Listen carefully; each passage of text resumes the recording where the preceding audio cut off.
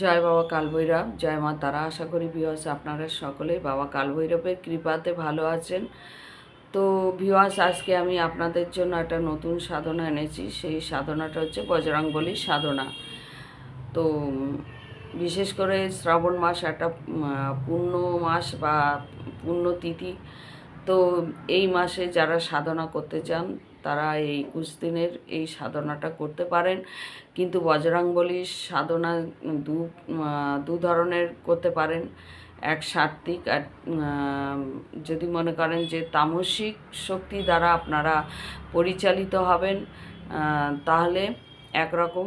আর যদি সাত্ত্বিকভাবে, পুরোপুরি সাত্ত্বিকভাবে করেন তাহলে আপনাদের চিরদিনের মতো কিন্তু মাছ, মাংস, পেঁয়াজ, রসুন, ডিম এগুলো একদম ছেড়ে দিতে হবে, বাড়িতে তুলতে পারবেন না।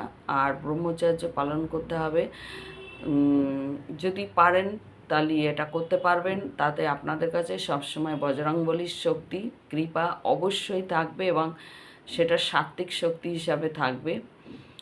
আর যদি মনে করেন যে সেটা করতে পারবেন না তাহলে মঙ্গলবার বা শনিবারে আপনারা সাত্ত্বিক নিয়ম পালন করবেন, যেটা নিরামিষ খাওয়া বা সাত্ত্বিক আহার গ্রহণ করা আর ব্রহ্মচর্য পালন করা। তো সাত্ত্বিক আর তামসিকের মধ্যে পার্থক্য কী সেটাও আপনাদের বুঝিয়ে বলছি। সাত্ত্বিক শক্তি মানে দেখুন, বজরংবলী কৃপাতে একটা শক্তি সবসময় দিয়ে রাখেন, সে তামসিক শক্তি হোক আর সাত্ত্বিক হোক। তো বজরংবলী যে শক্তিটা দিয়ে থাকেন, সাত্ত্বিক শক্তি, সেটা সবসময় আপনাদের সঙ্গে থাকবেন, বিরাজ করবেন। যখন যা বলবেন সে কাজটার সঙ্গে সঙ্গে তুরান কাজটা করে দেন এবং সাত্ত্বিক নিয়মের মধ্যে করেন। কোনো তামসিক নিয়মে তখন যাওয়া যাবে না, তাহলে কিন্তু করতে পারবেন না। আর যারা তামসিক খাবার খেয়ে মনে করেন যে কোনো ক্রিয়া করবেন, তখন বজরংবলী সেটাও দিয়ে থাকেন, একটা তামসিক শক্তি দিয়ে থাকেন। উনি বিশেষ করে প্রেত শক্তি, এই ধরনের শক্তিগুলো উনি দিয়ে থাকেন। তো যে শক্তিটা দিলে আপনাদের খুবই হয়, প্রেত শক্তি মানে তামসিক শক্তির মধ্যেই চলে আসে, যখন তামসিকভাবে আপনারা কাজ করবেন। আর সাত্ত্বিকভাবে করলে তখন কোনো প্রেত শক্তি থাকে না, ওনারই শক্তি একটা থাকে, যে শক্তিটা সবসময় আপনার মধ্যেই কাজ করবে, যেটাকে বলে সিদ্ধি শক্তি। আর তামসিক শক্তি গেলে উনি বেশি প্রেত শক্তি দিয়ে থাকেন, কারণ উনি প্রেতদের মাস্টার। হনুমানজিকে কথায় আছে, হনুমান চল্লিশা পাঠ করলেই জানেন যে উনি প্রেত বাধা কীভাবে করেন বা প্রেত উনার ডাকে চলেন, সেটা আপনারাও জানেন। সেই ধরনের শক্তি একটা দিয়ে থাকেন তামসিক মাধ্যমে। তো দু টাইপের আপনারা করতে পারেন। শক্তিশালী শক্তি উনি দিয়ে থাকেন, যে শক্তি আপনাদের সমস্ত সময় কাজ করতে থাকবে, যে কোনো কাজ করে আপনাদের উদ্ধার করে দেবে। তো যাই হোক, এই সাধনা, শ্রাবণ মাসটা একটা খুবই ভালো মাস, ওই জন্য এই সাধনার কথা বলা হচ্ছে। যাই হোক, তো 21 দিনই আপনাদের সাত্ত্বিক আহার গ্রহণ করতে হবে, ব্রহ্মচর্য পালন করতে হবে এবং এই সাধনা করতে গেলে খুব নিয়ম নিষ্ঠার সঙ্গে করতে হবে, কোনো দোষ ত্রুটি লাগলে হবে না। যদি বাড়িতেই করতে পারেন ভালো, না হলে কোথাও কোনো আশ্রমে থেকে বা মন্দিরে থেকে বা কোথাও থেকে আপনারা এই সাধনাটা করে সিদ্ধি লাভ করে নিতে পারেন। তো বাড়িতেই যদি আপনাদের সেই ব্যবস্থা থাকে, সুব্যবস্থা অনেকের আছে যে উপর নিচ এরকম বাড়িঘর থাকে, তো সেপারেট ঘর নিয়ে বা সেপারেট ঠাকুর মন্দির থাকে, এরকম ধরনের থাকলে আপনারা করতে পারবেন 21 দিন। কারণ এই 21 দিনে ব্রহ্মচর্য পালনের ব্যাপারটাকে, সাত্ত্বিক আহার গ্রহণ করার ব্যাপারটাকে, তো সাত্ত্বিক আহার তো অবশ্যই গ্রহণ করতে হবে 21 দিন, কিন্তু বাড়িতে কোনো তামসিক খাবার কেউ খেতে পারবে না বা তুলতে পারবেন না। আর বিশেষ করে মেয়েদের হাতের খাবার খেতে পারবেন না, মেয়েদের সংস্পর্শেই যেতে পারবেন না। তো এক ঘরে এক দোর যাদের থাকে তারা এই সাধনাটা করবেন না, বাড়িতে করবেন না, বাড়ি ছাড়া করতে পারবেন। সে আপনারা যদি মনে করেন কোনো আশ্রমে বা মন্দিরে থেকে বা কোথাও থেকে করতে পারবেন, সেটা আপনাদের মনোকৃত যেখানে সেখানে করতে পারবেন 21 দিনের সাধনা। কিন্তু এই সাধনা করতে গেলে কিন্তু চোলা হনুমানজির মানে দরকার হবে, বা হনুমানজির একটা মূর্তি দরকার হবে। তো 5 ইঞ্চি হোক 6 ইঞ্চি হোক একটা হনুমানজির মূর্তি প্রতিষ্ঠা করে নেবেন, পাথরের মূর্তি। আর রামজি আর মা সীতা অবশ্যই যেন, রাম লক্ষ্মণ সীতা যেন অবশ্যই থাকে, এরম একটা ফটো বিগ্রহ রেখে দেবেন। কারণ রামজি ছাড়া উনি কোনো দিন আসবেন না। আপনি সাধনা যতই করুন, 1000 বার করুন, 1,00,000 বার করুন, আপনার সাধনায় সফল মিলবে না রামজি ছাড়া। কারণ যেখানে রামজি না থাকেন সেখানে বজরংবলী সেখানে যান না বা থাকেন না, বা কোনো ভোগ প্রসাদ নেন না, বা উনি শক্তি পান না। তার মানে বজরংবলীর শক্তি, প্রথম শক্তি হচ্ছে ওনার প্রভু রামজি। তাই রামজিকে ছাড়া উনি কিচ্ছু করেন না, কারণ রামজির ভক্ত উনি, আপনারা সবাই জানেন। তো প্রথমে এই সাধনা করতে গেলে আমি নিয়ম নীতি সব বলবো কিভাবে করবেন। প্রথমে করতে গেলে মঙ্গলবার ধরে করতে হবে, এবং সাধনা করতে গেলে যে নিয়ম সেটা হচ্ছে, প্রথমে বস্ত্রের কথা বলি। বস্ত্র লাল বস্ত্র হওয়া চাই, লাল আসন হওয়া চাই, এবং ওনার ভোগ প্রতিদিন লাড্ডু চড়াতে হবে। মঙ্গলবারের দিনকে ওনাকে তেল মানে ঘি সিঁদুর চড়াতে হবে। ঘি সিঁদুর অবশ্যই চড়াবেন। গঙ্গার জলে ওনাকে স্নান করাবেন। গঙ্গার জল, দুর্ব, কালো তিল, ফুল এই দিয়ে ওনাকে স্নান করাবেন। স্নান ওনাকে দিতেই হবে, চোলা হনুমানজি যেটা বলা হয়, বা এমনি হনুমানজি থাকলেও সিঁদুর চড়াবেন, সিঁদুর দেবেন। আর কোন সিঁদুর দেবেন সেটা হচ্ছে কমলা কালারের যে সিঁদুরটা পাওয়া যায়, যেটা রামজিকে চড়ানো হয়, সেই সিঁদুর দেবেন। এই সিঁদুর ওনাকে নিবেদন করতে হবে। এবার ওটা দেওয়ার পরে ওনাকে একটা তুলসীর মালা দেবেন, একটা জবার মালা চড়িয়ে দেবেন। ওনার নিয়ম হচ্ছে দুটো, মানে সাধনা করতে গেলে যেটা দরকার প্রথম দিনে সেটা হচ্ছে দুটো নিখুঁত পানপত্র, দুটো সুপারি, আর গোটা অক্ষত অক্ষত আতপ চাল, দুর্ব, আর কলা, বোঁদে লাড্ডু বা বোঁদে, নারকেল, সম্ভব হলে নারকেল দেবেন। নারকেলের মধ্যে ওম লিখবেন, স্বস্তিক চিহ্ন দেবেন না। ওম লিখে নারকেল চড়াতে পারেন।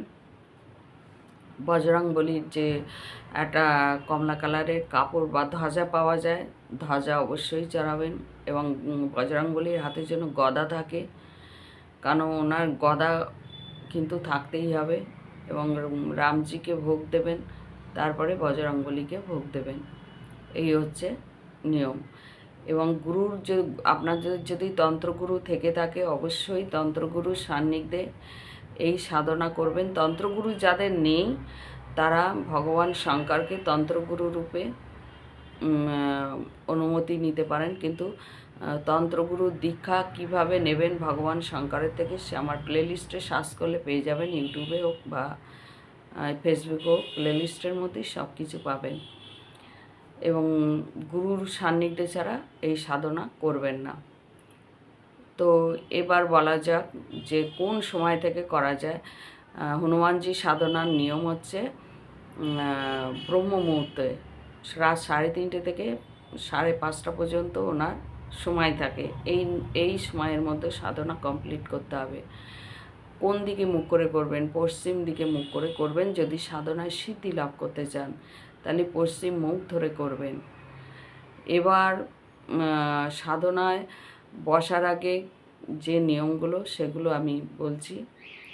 প্রথমে সাধনায় বসতে গেলে সর্বপ্রথমে আপনার মা ধরিত্রী থেকে অনুমতি নেবেন, তারপরে পিতৃদেবের থেকে অনুমতি নেবেন, মা কুলদেবীর থেকে অনুমতি নেবেন, আপনার গুরুর থেকে অনুমতি নেবেন, তারপরে শ্রী সিদ্ধিদাতা গণেশের থেকে অনুমতি নেবেন, তারপর বজরংবলী থেকে অনুমতি নিয়ে আসন গ্রহণ করবেন। প্রণাম করে আসন গ্রহণ করবেন। করার পরে গা বন্ধ করে নেবেন। গা বন্ধ মন্ত্র আমার প্লেলিস্টে আছে। তো গা বন্ধ করে বসে প্রথমে আসমন করবেন। কিভাবে আসমন করবেন? আসমন মন্ত্র সব দেওয়া আছে আমার প্লেলিস্টের মধ্যে, দেখে নেবেন। আচমন করে নেবেন। নেওয়ার পরে এবং সংকল্প নেবেন। সংকল্প হচ্ছে হাতের মতো গঙ্গার জল, তুলসীপত্র আর দুর্ব, এই 3টি জিনিস থাকবে। ডান হাতে তালুতে নেবেন।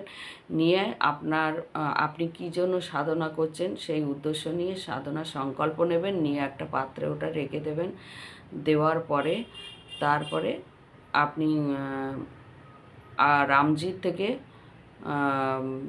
মানে সর্বপ্রথমে আপনি আপনার গুরুর থেকে অনুমতি নেবেন।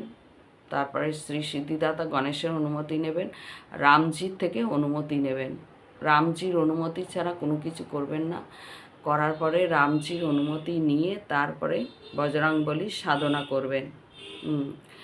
এবং সাধনা যে করতে গেলে যে মন্ত্র, সেই মন্ত্র আমি দেব ছোটোর মধ্যেই দেব, বেশি বড় দেব না। কারণ আপনারা বড় দিলে মনে রাখতে পারবেন না, করতে পারবেন না, ধৈর্য থাকবে না। প্রথমে আপনারা ছোট থেকে বড় হন, তারপরে মন্ত্র একের পর এক দেব। কিন্তু এই মন্ত্র দিয়ে সিদ্ধি লাভ করুন। এটা খুব পাওয়ারফুল, ভীষণ পাওয়ারফুল মন্ত্র। এবং মন্ত্র জপ করতে গেলে তার জন্য লাগবে হয় রুদ্রাক্ষের এক মানে 108-এর দানা, তা নাহলে তুলসীর মালা 108-এর দানা দিয়ে আপনারা করতে পারেন। আর দুটোতেই কার্যকারী, যে কোনো একটা করতে পারবেন। কিন্তু মালা যেন সিদ্ধি করে নেবেন। মালাটা মানে শুদ্ধ গঙ্গার জল বা ঘি দিয়ে ওটাকে শুদ্ধ করে নেবেন। সর্বপ্রথমে এটাই মালা শুদ্ধ হওয়ার পরে কিন্তু এটা মানে জপ করতে পারবেন। তো এবার 108-এর দানা মালা দিয়ে আপনারা এই সাধনা করবেন। প্রথমে আপনারা কাজ জপ করবেন। প্রথমে আপনি শ্রী সিদ্ধিদাতা গণেশের মন্ত্র জপ করবেন। তারপর গুরু মন্ত্র 1 মালা জপ করবেন। যদি তন্ত্রগুরু না থাকে তাহলে শিবজির মন্ত্র জপ করে নেবেন 108 বার। করার পরে তারপরে গিয়ে আপনারা রামজির জপ অবশ্যই করবেন। রামজির জপ অবশ্যই করবেন। 108 বার জয় শ্রীরাম বলে জপ করে নেবেন। জয় শ্রীরাম বলে জপ করে নেবেন 108 বার। জপ করার পরে এবার যে মন্ত্রটা বলবো সেই মন্ত্রটা আপনারা ডেলি দৈনন্দিন 11 মালা করে জপ করবেন। ডেলি 11 মালা জপ করবেন। মন্ত্রটা হচ্ছে ওম হ্রিং রামদূতায় ফট স্বাহা। ওম হ্রিং রামদূতায় ফট স্বাহা। ওম হ্রিং রামদূতায় ফট স্বাহা। এটা 11 মালা জপ করবেন। কিন্তু জপের নিয়ম হচ্ছে, মালা জপের যে নিয়মটা আমি ভিউয়ার্স দেখিয়ে দিচ্ছি কিভাবে করতে হয়। আমার গলার ছোট, এই মালা ধরে আপনাকে সম্পূর্ণ দেখিয়ে দিচ্ছি। এই দেখুন, এটা হচ্ছে ব্রহ্মাণ্ড, তাই না? এই হচ্ছে আপনারা ব্রহ্মাণ্ড ধরলেন। কোন আঙুলে করবেন? অনামিকা আঙুলে এটা করবেন ধরে, আর এই বুড়ো আঙুল দিয়ে ধরে নেবেন, তাই তো? তো এটা ধরার পরে, ব্রহ্মাণ্ড ধরার পরে এখানে কার আগে অনুমতি নিতে হবে? গুরুর অনুমতি, শ্রী সিদ্ধিদাতা গণেশের অনুমতি, রামজির অনুমতি, তাই না? নেওয়ার পরে মালাটা এইরকমভাবে আস্তে করে মালাটাকে ঘুরিয়ে নেবেন। এই ঘোরানোর পরে শ্রী গণেশ মন্ত্র 1 মালা জপ করবেন। এভাবে জপ করে নেবেন। নেওয়ার পরে আপনারা কি মন্ত্র জপ করবেন? গণেশের ওম গং গণপতায় নমঃ, বা যদি না বলতে পারেন মন্ত্র, ওম শ্রী সিদ্ধিদাতায় নমঃ, বা ওম মা গৌরীপুত্র শ্রী গণেশায় নমঃ, যে কোনো একটা করতে পারেন।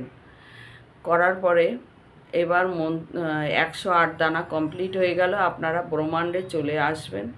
আসার পরে আপনারা পুনরায় আবার গুরুর অনুমতি, শ্রী সিদ্ধিদাতা গণেশের অনুমতি, রামজির অনুমতি নিয়ে আবার এই মালাতে জপ করবেন। কার জপ করবেন? এবার গুরুর মন্ত্র জপ করবেন। বা গুরু না থাকলে পঞ্চাক্ষর মন্ত্র মানে শিবজির মন্ত্র ওম নমঃ শিবায় মহামন্ত্র জপ করে নেবেন।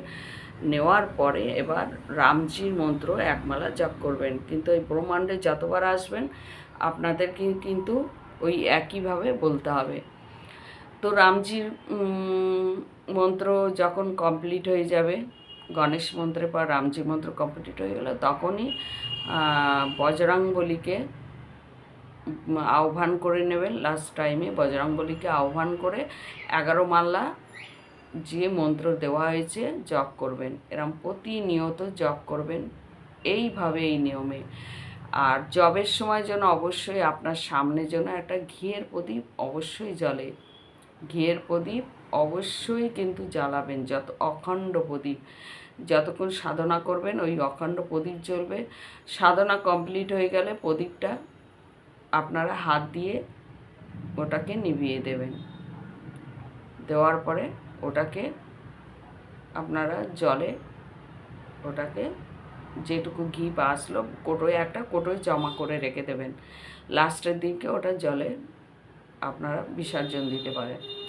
এবার 21 দিন যখন কমপ্লিট হয়ে যাবে তখন হনুমানজিকে সুন্দর করে যেমনভাবে সাজানো গোছানো হয় ঠিক ওইভাবে আপনারা আপনাদের মতো করে ওনাকে দুর্বের মালা, তুলসীর মালা, জবার মালা দিয়ে সাজাবেন। এমন রামজিকেও সাজাবেন, ওনাকেও সাজাবেন। পঞ্চপ্রচারে মানে পঞ্চভোগ দেবেন ওনাকে। 5 রকম গোটা ফল, তার মধ্যে যেন কলা অবশ্যই থাকে। 5টা বোঁদের লাড্ডু বোঁদে চড়াবেন, নারকেল চড়াবেন, পানপত্র অবশ্যই দেবেন, অক্ষত, আতপ চাল, দুর্ব, তুলসীর পত্র, তুলসীর বাঁশ এগুলো দেবেন, জবা ফুল, সমস্ত কিছু গুছিয়ে সুন্দর করে বাটায় করে একটা পিতলের বাটায় করে ওনাকে ভোগ চড়াবেন, পূর্ণ ভোগ। আর হাবন কিন্তু অবশ্যই করতে হবে। হাবন কিভাবে করবেন, ওই পশ্চিম দিকে মুখ করেই আপনাকে হাবন করতে হবে। তো হাবন করতে গেলে যেটা দরকার সেই হাবনের সময় মানে আপনাদের বলবো। তো যারা তামসিক নিয়মের মতো করবেন তাদের ওই একই হাবনের মানে ক্রিয়াবে হাবনটা যে করবেন সেই হাবনের পদ্ধতি বা উপকরণগুলো আমার সমস্ত কিছু প্লেলিস্টের মধ্যেই দেওয়া আছে। তো ওই হাবন আপনারা মানে হাবনের যেগুলো উপকরণ সেগুলো একবারে আপনারা মিশিয়ে নেবেন। নেওয়ার পরে আপনারা হাবন কুণ্ডু সাজাবেন এবং হাবন কুণ্ডু যেন চৌকো হয়। চৌকো 3 থাকের হতে পারে, 5 থাকের হতে পারে। ঘরের মধ্যে যারা করবেন তারা বেশি মানে করবেন না। 3 থাক বা 5 থাক, 7 থাক এরকম এর বেশি করবেন না, হাবন কুণ্ডুর ওপরে নির্ভর করে। আর যদি হাবন কুণ্ড না থাকে ইট দিয়েও আপনারা করতে পারেন, ইট দিয়ে 4 কোণা করে আপনারা ঘরেতে করতে পারেন। এবার হাবনের যেটা করতে হবে, প্রথমে আসনের যে নিয়মে বলেছি ঠিক নিয়মটা একই থাকবে, শুধু হাবনের নিয়মটা আমি বলছি। তো হাবন করতে গেলে প্রথমে বসে আপনাদের ওই দিন লাস্ট দিন, ওই দিনকে আপনাদের বজরংবলীকে আবার 11 মালা সিদ্ধি করে নিতে হবে, মানে 11 মালা জপ কমপ্লিট করতে হবে হাবনের সামনে বসে। আর নারকেল ভোগ অবশ্যই ওই দিনকে দেবেন এবং একটা চুনি কাপড় দেবেন সুন্দর দেখে, কমলা কালারের যে চুনি কাপড়, ধ্বজা এগুলো দেবেন। আর বজরংবলীর হাতে যেন অবশ্যই গদা থাকে। তো এবার আপনারা যখন হাবন করবেন তো হাবনে প্রথমে হাবনে যে সাজাবেন সে সমস্ত সব আমার প্লেলিস্টে আছে, আমি নতুন করে কিছু বলবো না। তো হাবনের মধ্যে প্রথমে আপনারা অগ্নি দেবতাকে অবশ্যই আহ্বান করবেন, তারপরে পঞ্চদেবতাকে আহ্বান করে অধিষ্ঠিত করবেন, আপনার গুরুকে আহ্বান করবেন এবং রামজিকে আহ্বান করবেন, তারপরে বজরংবলীকে আহ্বান করবেন। না আপনারা প্রথমে কাকে আহ্বান করবেন? অগ্নি দেবতাকে, তারপরে পঞ্চদেবতাকে, তারপরে শ্রী সিদ্ধিদাতা গণেশকে, তারপর আপনার গুরুকে, তারপরে রামজিকে, তারপর বজরংবলীকে আহ্বান করে নেবেন, যাদের যাদের আহুতি দেবেন। তো এবার আহুতি দিতে গেলে আপনাকে প্রথমে আপনি কাকে আহুতি দিচ্ছেন? অগ্নি দেবতাকে। কী দিয়ে আহুতি দেবেন? ঘি দিয়ে 3 বার ওম অগ্নি দেবতায় স্বাহা বলে আহুতি দেবেন। তারপরে ওম পঞ্চদেবতায় স্বাহা বলে আহুতি দেবেন 3 বার করে। তারপরে আপনি আপনার শ্রী সিদ্ধিদাতা গণেশকে আহুতি দেবেন। ওনাকে আহুতি দিতে গেলে কিন্তু লাড্ডু লাগবে। তো লাড্ডু আর হচ্ছে 2টো বিল্বপত্র বা দিয়ে আহুতি দেবেন। প্রথমে 2টো বিল্বপত্র দেবেন, দেওয়ার পরে দুর্ব আহুতি দেবেন। প্রথমে আহুতি বিল্বপত্র যে 2টো দেবেন আহুতি, ও মাতা গৌরী পুত্র শ্রী গণেশায় স্বাহা বলে 2বার আহুতি দেবেন। ওম, তারপরে দুর্ব থাকবে, দুর্ব আহুতি দেবেন। ওম শ্রী শ্রী সিদ্ধিদাতায় স্বাহা বা ওম গং গণপতায় স্বাহা বলে 3 বার আহুতি দেবেন। তারপরে লাড্ডু আহুতি দেবেন, 3টে হোক বা 5টা হোক, লাড্ডু আহুতি দিতেই হবে। তো ওম গং গণপতায় স্বাহা বলতে পারেন, বা ওম মাতা গৌরী পুত্র শ্রী গণেশায় স্বাহা বলতে পারেন লাড্ডু আহুতি দেওয়ার সময়। তারপরে কাকে আহুতি দেবেন? আপনার গুরুকে আহুতি দেবেন। গুরুকে পদ্মফুলে আহুতি দেবেন। গুরু যদি না থাকে, শিবজি যদি আপনার গুরু রূপে থাকে, বিল্বপত্রে ওনাকে আহুতি দিতে পারেন বা পদ্মফুলে আহুতি দিতে পারেন। তো গুরুর মন্ত্র যেটা আপনাদের যদি থেকে থাকে ভালো, না হলে শিবজিকে যদি গুরু বলে থাকেন ওম ঐং শ্রী গুরবেই নমঃ এটা বলে আপনারা 3টে বিল্বপত্র আহুতি দিয়ে নেবেন। আর তারপরে ওম নমঃ শিবায় বলে 3টে বিল্বপত্র আহুতি দেবেন। আর যদি শুধু পদ্মফুল দিয়ে, প্রথমে পদ্মফুল দিয়ে গুরুকে আহুতি দেন, তাহলে একবারেতে হয়ে যাবে। ওম ঐং শ্রী গুরবেই নমঃ বলে ওম নমঃ শিবায় 3 বার বলে 3টে বিল্বপত্র আহুতি দেবেন। তারপরে রামজিকে আহুতি দেবেন। রামজিকে কি আহুতি দেবেন? রামজিকে আহুতি দিতে গেলে হলুদ কলকে ফুলে আহুতি দেবেন। হলুদ ফুলে, হলুদ যে ফুল সেই ফুলে আহুতি দিতে পারেন। তা কি বলে আহুতি দেবেন? জয় শ্রীরাম বলে আহুতি দেবেন। জয় শ্রীরাম বলে 3 বার আহুতি দেবেন। তো দেওয়ার পরে এই মন্ত্র, যে মন্ত্র দেওয়া হয়েছে, ওম হ্রিং রামদূতায় ফট স্বাহা, এই মন্ত্র দিয়ে আহুতি দেবেন। কি বলবেন? ওম হ্রিং রামদূতায় ফট স্বাহা। ঘিতে অবশ্যই হনুমানজিকে আহুতি দেবেন। আপনি যদি হলুদ কলকে বা চাপা ফুল পান, যেটা চাপা ফুল মানে হনুমানজি প্রিয়, চাপা ফুলে আহুতি দিতে পারেন। 108টা আহুতি দেবেন আর ঘি দেবেন, আর অল্প করে হাবন প্রক্রিয়া দেবেন। এই হচ্ছে ওনার আহুতির দ্রব্য। আর যদি তা না থাকে, হলুদ কলকে ফুলেও দিতে পারেন। আপনার পুরোপুরি ওই দিনকে সিদ্ধি হয়ে যাবে। এক মনে এক ধ্যানে করবেন, কোনো দিকে যেন মন না থাকে। এবং হাবন কমপ্লিট হয়ে যাওয়ার পরেও আসন ত্যাগ করবেন না।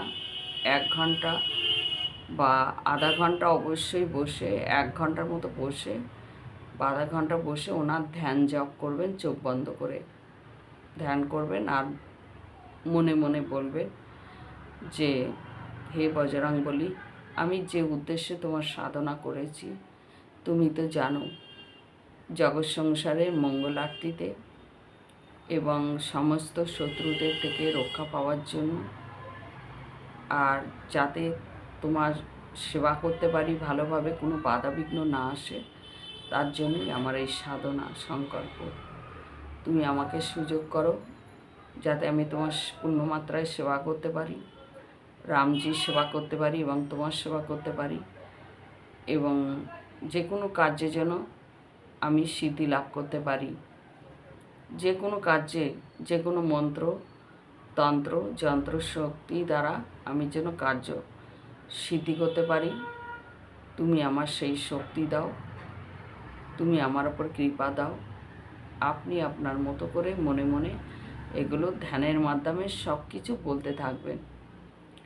দেখবেন যদি আপনার দেহ যদি সত্যি পরিপাক থাকে বা শুদ্ধ আচারে আপনি করে থাকেন, আপনার ওপরে পজিটিভ ভাইব্রেশন থাকে, আপনি চোখ বন্ধ করে আপনার থার্ড আইয়ের মধ্যে আপনি একটা সাদা কিছু দেখতে পাবেন। সাদা মানে এমনি চোখ বন্ধ করলে ওই হোমের সামনে আপনি অনেক কিছু অনুভব করতে পারবেন চোখ বন্ধ করে। আপনি তখন বুঝে যাবেন আপনার কাছে কোনো একটা শক্তি চলে এসছে। শক্তি আসলে ওটা হবেই 100%, 100% হবে, কিন্তু আসন ত্যাগ করবেন না, সঙ্গে সঙ্গে ধ্যানের মাধ্যমে ওনাকে ডাকতে হবে। এবার হয়ে গেল মানে যে আপনি সাধনা কমপ্লিট হলো, তারপরে আর বজরংবলীকে জপ ধ্যান কিছু করলেন না, সেটা কিন্তু না। যারা তামসিক মতে তারা প্রতি শনিবার মঙ্গলবার করে ব্রহ্ম মুহূর্তে করে 11 মালা করে জপ করবেন। যারা সাত্ত্বিক নিয়মে জীবন কাটাবেন মনে করবেন, তারা প্রতি নিয়মিত তারা 1 মালা 2 মালা 3 মালা যেমন সাধ্য ওইভাবে প্রতিনিয়ত জপ করবে। ওই মন্ত্রে জপ করতেই হবে, জপ ধ্যান ছাড়লে হবে না। এবং বিশেষ তিথি হচ্ছে বজরংবলীর সব থেকে ভালো তিথি হচ্ছে পূর্ণিমা তিথি। পূর্ণিমা তিথি বা শুক্লাপক্ষে ওনার সাধনার নিয়ম। কোনো কৃষ্ণপক্ষে ওনার সাধনা করবেন না। ওনার শুক্লাপক্ষে বা পূর্ণিমা তিথি পেলে খুবই উত্তম। পূর্ণিমা তিথি মঙ্গলবার পড়লেই ভীষণ ভীষণ করে কার্যকারী হবে। তা নাহলে শুক্লাপক্ষে আপনারা করবেন, কিন্তু কোনো অমাবস্যাতে বা কৃষ্ণপক্ষে এই সাধনা করবেন না। এটাই আমার বলার ছিল। যদি না বুঝতে পারেন অবশ্যই কমেন্টের মাধ্যমে লিখে আপনারা জানাবেন। যা সমস্যা আমি আপনাদের রিপ্লাই দেব। তো যাই হোক ভিউয়ার্স, যদি ভালো লাগে অবশ্যই আপনারা এটা সাবস্ক্রাইব করে রাখবেন এই চ্যানেলটা, আর একটু বেশি বেশি করে শেয়ার করবেন। জয় বাবা কাল ভৈরব। আপনারা সবাই ভালো থাকুন।